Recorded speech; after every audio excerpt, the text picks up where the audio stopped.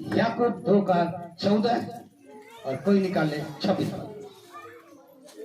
मेरे भाइयों, हे मेरे भाइयों, यदि कोई कहे कि मुझे विश्वास है, यदि आप कहते हो कि हाँ प्रभु, हे पास्टर जी, हे मैं विश्वास करता हूँ, 1 साल 2 साल 3 साल 4 साल 5 साल 10 साल हो गया मुझे विश्वास करते, लेकिन मैं आपसे कहना चाहता हूँ कि अगर आप कोई कहता है कि मैं विश्वास करता हूँ पर वह कर्म न करता हो, तो इससे क्या लाभ? सुनो, अच्छा सुनो, ये अगर हमसे पूछा जाए विश्वास वाली पुस्तक कौन है तो हम बोलेंगे याकूब का पुस्तक। विश्वास वाली पुस्तक कौन है? और हीरो वाली पुस्तक कौन है? इब्रानी। सारे हीरो का नाम है इब्रानी। अरे वो वाला हीरो नहीं जो संसार में रहकर प्रभु का काम किए, वो उधर है इब्रानी 11 में। तब इब्रानी की पुस्तक में लिखा हुआ। तो मैं फिर पढ़ो क्या लिखा है? बोल रहे हिलने ना पाए आप लोग। हे मेरे भाइयों, यदि कोई कहे कि मुझे विश्वास है, पर वह कर्म न करता हो, तो इससे क्या लाभ? तो इससे आप देखो, आप विश्वास करो, आप देखो चाहे संडे को आराधना करो, चाहे शनिवार इतवार सोमवार मंगल बुध कहियो करो, बाइबल का आज का दिन यहोवा ने बनाया, हम उसमें आप प्रभु छांट के नाम बोले आज के दिन करेंगे। पौलुस कहता है किसी दिन को मानो सब प्रभु के लिए, क्योंकि एक दिन 1000 दिन के बराबर। तो कुछ लोग पकड़ लेना, ये दिन के जो करला वो परमेश्वर करला, ये दिन के कर शैतान कर, गलत। हालेलुया। फिर से विश्वास कभी उसका उद्धार कर क्या 20 सकता साल है? का भी ऐसा विश्वास तो उद्धार कर सकता है, छुटकारा दे सकता है, चंगाई ले सकता है। ऐसे क्या ऐसा विश्वास उसको उद्धार करा सकता है? ऐसा विश्वास उसको चंगा कर सकता है? नहीं कर सकता है। आप कहोगे हम विश्वास कर रहे हैं, दर्शाते कर रहे हैं, लेकिन आप कर्म नहीं कर रहे हो, काम नहीं कर रहे हो, तो आपका विश्वास बेकार है। पढ़ो 26 पर क्या लिखा है? अतः जैसे देह आत्मा बिना मरी हुई है, देह आत्मा बिना मरी हुई है, वैसा ही विश्वास भी कर्म बिना मरा हुआ है। विश्वास भी कर्म बिना क्या है? लेकर मतलब कि शरीर में से आत्मा निकले तो मर जाएंगे, और विश्वास करें अगर कर्म निकाल दो तो हम विश्वासी क्या है? मरे हुए हैं। सुन रहे हैं क्या? बोला जा हालेलुया। लिखा है कि अगर शरीर में से आत्मा निकल जाए मर जाएंगे, वैसे ही विश्वास कर्म बिना क्या है? मरा हुआ है। तो आप बोले पास्टर जी कर्म क्या है? तो मैं बोलूंगा कर्म का मतलब है आपका प्रार्थना, आराधना, वचन पढ़ना, बपतिस्मा लेना, प्रभु भोज लेना, जो भेंट वो करना, पवित्रता में, धार्मिकता में, आज्ञाकारिता में आपको चलना ही पड़ेगा। जो बात परमेश्वर के विरोध में है उसको छोड़ना पड़ेगा। आप परमेश्वर के आज्ञाकारिता में चलोगे तो आप काम में कर रहे हो और आप विश्वास कर रहे हो, ये काम को कर रहे हो। तो प्रभु कहता है, पौलुस लिखता है, यदि कोई मसीह में है तो नई सृष्टि है, पुरानी बातें बीत गई है, देखो सब कुछ, क्योंकि उसके जीवन में क्या आ गया? बदलाव आ गया। विश्वास, आप विश्वास करते तो बदलाव हुआ कि नहीं? अगर नहीं है तो मैं बोला गिनती गिनाओ भैया, हम 20 साल से करते विश्वास तब नहीं आ गए। बहुत लोग हमसे मिले, बहुत लोग बोले तो आप विश्वास। एक दिन मैं अपनी पत्नी से बोला, हमसे कोई पूछेगा कि आप इस मसीह कर्म में लागू करना है, वचन के अनुसार में बोला, प्रार्थना के अनुसार आपको प्रभु हो बपतिस्मा जो भी है सुसमाचार जितना आगे कहता है चलना पड़े, और ऐसा करते तो आप विश्वास कर रहे हो। अगर आप विश्वास करके छुट्टी खा रहे हो तो मैं बोलूंगा विश्वास करते तो कर्म में प्रार्थना करना पड़ेगा, बपतिस्मा है, प्रभु भोज है, भेंट जो भी कुछ है सारे आज्ञाकारिता में करना ही पड़ेगा। यदि ऐसा करते हो तो यहोवा खुश है, क्योंकि एक व्यक्ति था कभी चर्च नहीं गया था लेकिन बात मानता था। कौन? उसका नाम क्या है? प्रेरितों के पुस्तक 10 अध्याय में उसका नाम कुरनेलियस, वो ऐसे ही था और एक दिन खुदा ने देख लिया और अपने फरिश्ते को भेजा, जाओ तेरे घरे में। एक दिन यहोवा ने देखा और अपने फरिश्ते को भेजा, जाओ तेरे घर। और कब घर? अब तीसरे पहर में सब दूसरे घर में पहुंच गया। अच्छा पहुंचा था, हे कुरनेलियस, कुरनेलियस डर गया, बोला डर मत, तेरी प्रार्थना, तेरा भेंट। पास्टर जी का, उस पास्टर का नाम था पत, बुला लिया। अब वो गया बुलाने के लिए, जब वो आया संदेश सुना, बपतिस्मा लिए और तब से लेके आज तक नाम शुरू में है, अब से लेकर शुरू किए और प्रार्थना आराधना में लगे और विश्वास करने अच्छे से हो गए। आमान। मूसा बाहर निकाला, लेकिन अंदर लेके कौन गया? यहोशू। 3 भागों में बट गए। अब थोड़ा यहोशू के बारे में आओ, अब वही सब स्टार्ट करना चाहता हूँ वचन को। अब पढ़ो, निकालो न्याय की पुस्तक, और यहोशू का पुस्तक 2 अध्याय, नहीं रुको, 2 अध्याय। 2 अध्याय से पहले 1 अध्याय पढ़ेंगे, उसमें कहा 1, 2, 3 पढ़िए। तब नून के पुत्र यहोशू ने 2 भेदियों को सित्तेम से चुपके से भेज दिया। भेदियों को सिक्के, आप कौन सा पढ़ा है?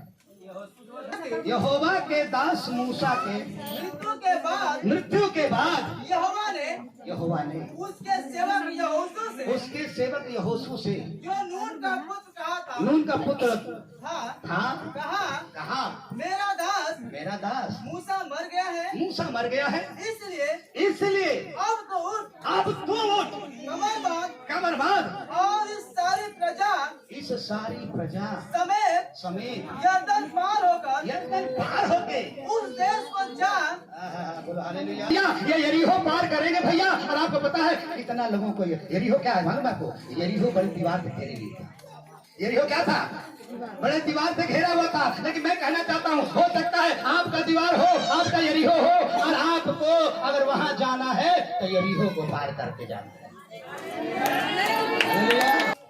बहुतों को यरीहो घेर के रखा है, लेकिन मैं कहना चाहता हूँ आप यरीहो को पार करना। और यीशु मसीह कह रहा है यहोशू से, अब मेरा दास मूसा मर गया, तो इन लोगों को लेकर यरदन पार कहाँ ले जा? उस देश में जो मैं तुझे, अब देखो ये बात यहोशू को प्रभु ने कह दिया। अब 2 पद पढ़ो, 2 अध्याय। तब नून के पुत्र यहोशू ने 2 भेदियों को सित्तीम में चुपके से भेज दिया। किसको? अरे बोला जाओ, किसको भेज दिया? जाके पता करो यरीहो में, क्योंकि पहले उसको पार करना है। भेज दिया आगे। और उनसे कहा जाकर उस देश को यरीहो को देखो। तुरंत वे चल दिए 2 लोग। और लिखा है रहाब नामक किसी वेश्या के घर में जाकर सोए। तब किसी ने यरीहो के राजा से कहा आज की रात कहीं एक इजरायली हमारे देश का भेद लेने को यहाँ आए हुए हैं। तब यरीहो के राजा ने रहाब के पास यूं कहला भेजा जो पुरुष तेरे पास आए हैं उन्हें बाहर ले आ, क्योंकि वे सारे देश का भेद लेने के लिए आए हैं। उस स्त्री ने दोनों पुरुषों को छिपा रखा और इस प्रकार से कहा मेरे पास कई पुरुष आए तो थे परंतु मैं नहीं जानती कि वे कहाँ के थे। और जब अंधेरा हुआ और फाटक बंद होने लगा तब वे क्या हो गए? निकल गए। मुझे मालूम नहीं कि वे कहाँ गए। अब तुम फुर्ती करके उनका पीछा करो तो उन्हें जा पकड़ोगे। हाँ, उसने उनको घर की छत पर चढ़ाकर, लेकिन आगे लिखा है उन्हें छत पर चढ़ाकर, किसको? रहाब ने उन दोनों को छत के ऊपर चढ़ाकर सनई की लकड़ियों में नीचे छिपा दिया था। जो उनके छत पर सजा कर रखी थी। अरे जो वो छत पे सजा के रखी थी, वे पुरुष तो यरदन मार्ग ले उनकी खोज में घाट तक चले गए। और जो ही उनको खोजने वाले फाटक से निकले वही फाटक बंद किया गया। ये लेटने न पाए कि वो छत पर, सुनो ध्यान से, मेन पॉइंट पकड़ो यही वाला। अब वो छत पर जब वो लेटने ही नहीं पाए, वो रहा पे से जाके छत पर इनके के पास जाकर उन पुरुषों से कहने लगी, उन दोनों पुरुषों से ये रहा बेस्या कहने लगी, मुझे तो निश्चय है कि अरे मुझे निश्चय है कि यहोवा ने तुम लोगों को यह देश दिया। अरे हम लोग विश्वासी लोगों को तो पता ही नहीं कि निश्चय यीशु मसीह परमेश्वर हुए कि मुझे मालूम है मेरा छुड़ाने वाला जिंदा है। अरे आपको पता है ये औरत कैसे पता चला इसे भैया? कैसे बोल दे कि देखो ये मुझे मालूम है कैसे? कभी शर्त नहीं थी कैसे? सुन के क्या? सुन के। और भाई बताता विश्वास कैसे होता है? सुन के। सुनना क्या होता है? और ये सुन के इसको पता चल गया था। ये तुम लोग जब आ रहे थे ना, समझो दो भाग हो गया, आग का खंबा बादल का खंबा, ये सब सुन के रखी थी। और जब उनको पता मिला ये लोग वहां के लोग हैं, तो बोली मुझे कन्फर्म मालूम है इस जगह को तुम लोग जीत लोगे। आओ भाई उठाओ वचन मारो। समझ फांसी ना पे पनाह दे करके भी गई तो नहीं थी, लेकिन पनाह दे दी। और पनाह दे के ये भी बोली मुझे कन्फर्म, इसका मतलब पनाह दी, उनको छुटकारा दे दिया और उसको मालूम हो गया। और इसी पनाह देने के चलते में राहाब वेश्या का नाम यीशु मसीह की वंशावली में है। राहाब वेश्या का नाम यीशु मसीह के वंशावली में है। मत्ती 1:5 से वहाँ सारा का नाम नहीं है, वहाँ हाजरा का नाम नहीं है, लिया का नाम नहीं है, बहुतों का नाम नहीं है। मत्ती 1:5 सलमोन और रहाब से बोझ उत्पन्न हुआ। बोझ से और रूत से ओबेद उत्पन्न हुआ। और ओबेद से इसे उत्पन्न हुआ। हाँ इसे से दाऊद राजा उत्पन्न हुआ। देखा राहाब वेश्या का नाम यीशु मसीह के वंशावली में। अरे मेरे प्रियो, यदि अपने विश्वास को काम में ला दोगे तो मैं कहता हूँ जीवन के पुस्तक में आपका यीशु मसीह के वंशावली में है। मैंने आपसे बोला यदि आप विश्वास सचमुच में करते हो, कार्य में लागू करते हो, तो आपका नाम यीशु मसीह जो कहता है स्वर्ग में जीवन का पुस्तक में।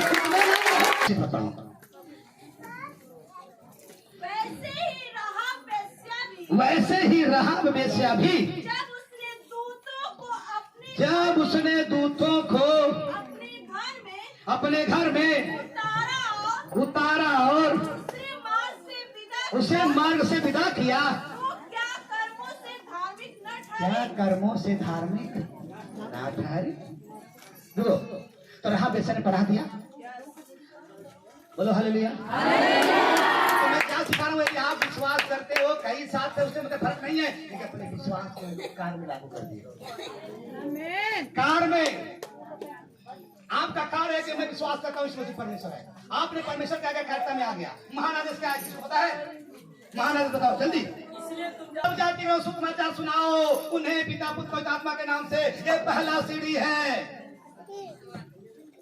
और जो तुझे सिखाए हुए माना सिखा तो देख जगत के अंत तक मैं तेरे लेकर मतलब जब आप सेवकाई में हो तो आप अकेले नहीं हो, आपके साथ कौन है? कितनी बार बोला यहोवा को बना लो पार्टनरशिप, परमेश्वर को बना लो आप। प्रार्थना हम करेंगे, चंगा आप करेंगे, सुसमाचार हम सुनाएंगे।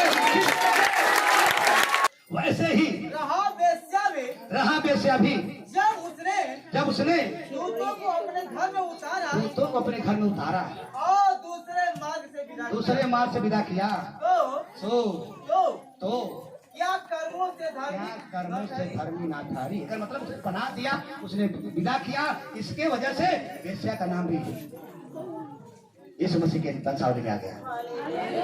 लिख रहा है। और यही नहीं, हीरो के पुस्तक में भी लिख रहा है। इब्रानी 11:33-31 पढ़ो क्या लिखा है? इब्रानी 11:31 विश्वास ही से राहाब वेश्या आज्ञा न मानने वालों के पास साथ नष्ट नहीं हुई, इसलिए कि उसने भेदियों को कुशल से रखा था। देखो नाम लिखा है कहाँ पे? इब्रानी का पुस्तक भी जिक्र कर रहा है, याकूब भी जिक्र कर रहा है, और यीशु मसीह भी जिक्र कर रहा है। जोर से बोलो कि यीशु मसीह आज ही आ रहा है, और जिसको पता रहेगा आज ही आ रहा है। आप सावधान हो।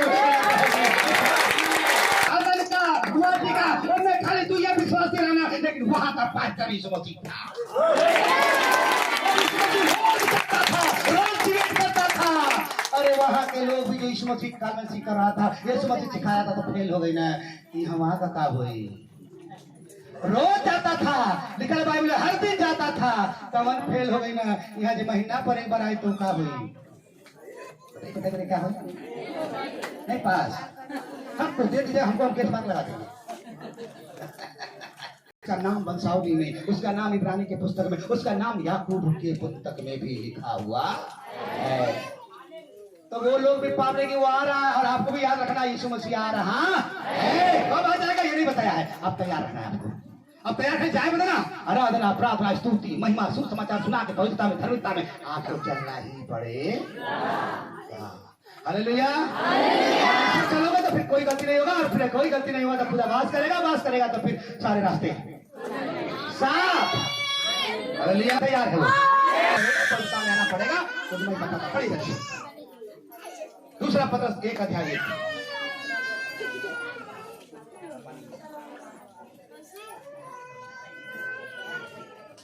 पढ़िए।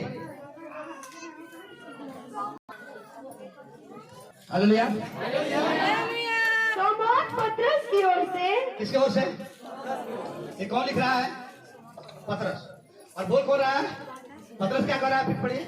शमौन पतरस की ओर से। शमौन पतरस के ओर से, जो यीशु मसीह का दास और प्रेरित है। पतरस क्या बोल रहा है अपने को? सिमोन बोल रहा है। सिमोन यहूदी नाम है और पतरस मसीही नाम है, और ये नाम यीशु मसीह ने दिया है। मैं वर्ष नहीं खोलना चाहता हूँ। सिमोन कौन सा नाम है? यहूदी नाम। और पतरस कौन नाम है? मसीही नाम। ये प्रभु ने दिया था। तो लेकिन एक कार अपने आप को शमौन पतरस करके कह रहा है, फिर बढ़िया करेगा। शमौन पतरस की ओर से, हाँ, जो यीशु मसीह का दास और प्रेरित है। यीशु मसीह का दास और प्रेरित है। उन लोगों के नाम जिन्होंने हमारे परमेश्वर और उद्धार करता यीशु मसीह की धार्मिकता द्वारा हमारे समान बहुमूल्य विश्वास प्राप्त किया है। कैसा विश्वास?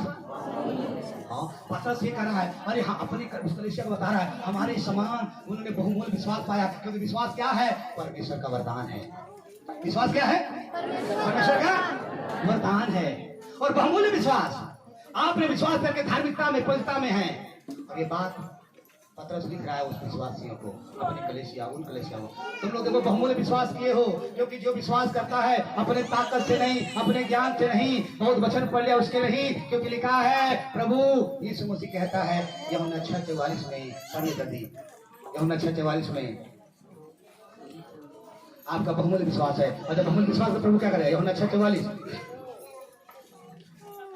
कोई मेरे पास नहीं आ सकता, जब तक पिता जिसने मुझे भेजा है उसे खींच के न ले आए। और उसमें अंतिम दिन फिर जिला उठता है। फिर उसको अंतिम दिन फिर से जिला उठेगा। लेकिन मतलब क्या है?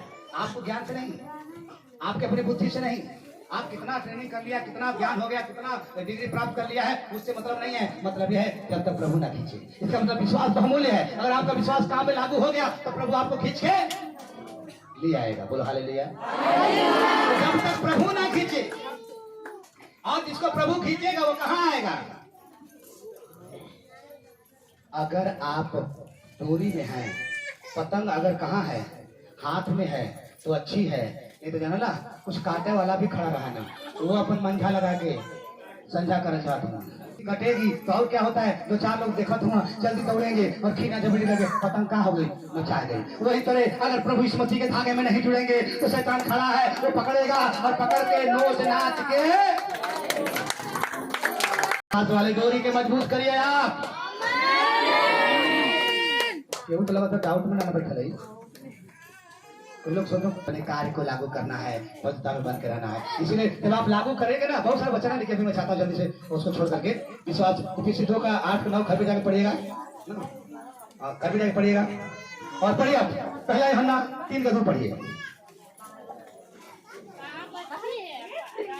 हे प्रियो, अब हम परमेश्वर की संतान है। क्या है? परमेश्वर के क्या है? हालेलुया। अब हम परमेश्वर की संतान हैं अब हम परमेश्वर के संतान हैं और अभी तक यह प्रकट नहीं हुआ प्रकट कि नहीं हुआ है कि हम क्या कुछ होंगे। क्या कुछ होंगे। इतना जानते हैं कि जब वह प्रकट होगा जब वो तो प्रकट होगा कि हम उसके समान होंगे, हम उसके समान होंगे, क्योंकि उसको वैसे ही देखेंगे जैसे वो है। यीशु मसीह का दूसरा आगमन होगा, तब आप ऊपर जाएंगे तो यीशु जैसा है उसको आप देखेंगे, क्योंकि आप वो महिमावन है और आप भी बदल जाएंगे। उस समय क्या हो जाएगा? उस समय एकदम बदल जाएंगे। लेकिन अभी क्या है? बोलिए, अभी क्या है? संतान हो भैया, ये लिखा है। अभी तुम परमेश्वर के क्या हो? अगर संतान हो तो प्रभु आपको लेने के लिए आएगा और एक दिन बदल जाएंगे। आपको वैसे ही देखोगे जी कैसे संतान है, अभी पूरा बदले नहीं है। वो आएगा तब हम बदल लिखा है। जब वो तुरंत थूकी जाएगी वो आएंगे, जो जिंदा है वो बदल जाएंगे। सही? अभी क्या हो? परमेश्वर के पुत्र हो और एक दिन आएगा बदल जाओगे। तो पुत्र हो तो अपने पाप की बातों को क्या करना है? मानना है। एक दिन उसको देखेंगे। हम नहीं पता है, बाइबल पढ़े तो पढ़ लो। पौलुस भी लिखता है, यूहन्ना भी लिखता है। पढ़ो जल्दी से, एक दो वचन और। यूहन्ना 17:24 और कोई लिखा दूसरा कुछ 3:18 जल्दी से। दूसरा कौन थी? 3:18 कोई नहीं। यूहन्ना 17 क्या? हे पिता मैं चाहता हूँ कि जिन्हें तूने मुझे दिया है, जिन्हें तूने मुझे दिया है, जहाँ मैं हूँ वहाँ वे भी रहे, मेरे साथ हो कि वे मेरी उस महिमा को देखे जो तूने मुझे दी है। क्योंकि तूने जगत की उत्पत्ति से पहले मुझसे प्रेम रखा। डाले हो उसको एक दिन देखोगे वैसे ही जैसे वो है। तो कहता मुझे जब दिया तो उन्हें भी दिखा कि जैसे हम जाएंगे वो देखेंगे। दूसरा लिखा है, परंतु जब हम सबके चेहरे प्रभु के प्रताप से प्रकट होता है, जिस प्रकार दर्पण में प्रभु के द्वारा जो आत्मा है उसी तेजस्वी रूप में अंश करके बदलते जाते। लेकिन मतलब क्या है? जब आप परमेश्वर में इलेक्ट रहोगे, विश्वास बदल जाएगा, तो दिन प्रतिदिन अंश बदलते जाओगे और एक दिन स्मृति आएगा, आपको ले जाएगा, आप पूरा बदल जाएंगे। आप वैसे ही ये नहीं लिखा है कि नहीं पूरा याद कर लेना, उत्पत्ति से लेके प्रकाशित वाक्य तक रट डालना, तब हम सर्व लेके आप सुसमाचार सुनाओ, उन्हें बताओ, उनका विश्वास बदल जाए, उनका जो है विश्वास में कुछ बदलाव आ जाए। आप बुराई में छोड़ो, आप भलाई में आ जाओ, सही हो जाओ। परमेश्वर कहता है तुम संतान बन गए हो और संतान को एक दिन क्या बनाएगा? अपनी महिमा में ले लेगा। आप बदल जाओगे, आपको वैसे देखोगे जैसा वो है। अब बताओ आप विश्वास कैसा होना चाहिए?